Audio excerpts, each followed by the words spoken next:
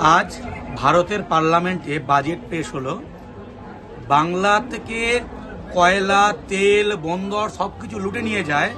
বাংলা থেকে ট্যাক্স ওঠে বিহার ইউপির থেকে বেশি, কিন্তু বাংলায় কোনো কিচ্ছু দেয়নি। না কোনো নতুন রেল প্রজেক্ট, না কোনো ইউনিভার্সিটি, না কোনো ইনভেস্টমেন্টের প্রজেক্ট, না শিক্ষা, না স্বাস্থ্য, না দ্বিতীয় এমসের ঘোষণা, না নিউ জলপাইগুড়িকে কেন্দ্র করে লোকাল ট্রেনের ঘোষণা, কোনো কিচ্ছু দেয়নি। একটা ফ্রেট করিডোর যেটা বহুদিন ধরে চলছে, যেটা নতুন কিছু নয়। হাই স্পিড রেল করিডোর সেটা বহুদিন ধরে চলছে, নতুন কিছু নয়।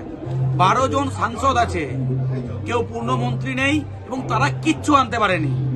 এমনকি কাঁথি হোক বা তমলুক, সেখানে পর্যন্ত কোনো কিছু প্রজেক্ট নেই। তাহলে বাংলা থেকে ট্যাক্স তুলে নিয়ে যাবে, কিন্তু বাংলাকে বঞ্চনা করবে। বিহারে ঢেলে দিয়েছে, গুজরাটে, ইউপিতে ঢেলে দেবে, কিন্তু বাংলা থেকে শুধুমাত্র টাকা তুলবে, কিন্তু বাংলায় 1 টাকাও দেবে না।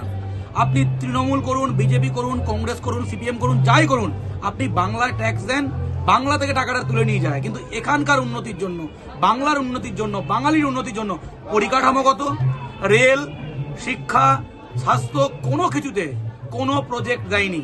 ভাবুন, ওরা বাংলা দখল করতে চায়, কিন্তু বাঙালিকে বাংলাদেশি ভাবে, বাঙালিকে রাষ্ট্রহীন করতে চায়। বাংলা পক্ষ যে অভিযোগগুলো বারবার করে, সেগুলো সত্য প্রমাণ কে করছে? বিজেপি। বাজেটে কি টাকা দিতে পারেন? আমরা করেছি।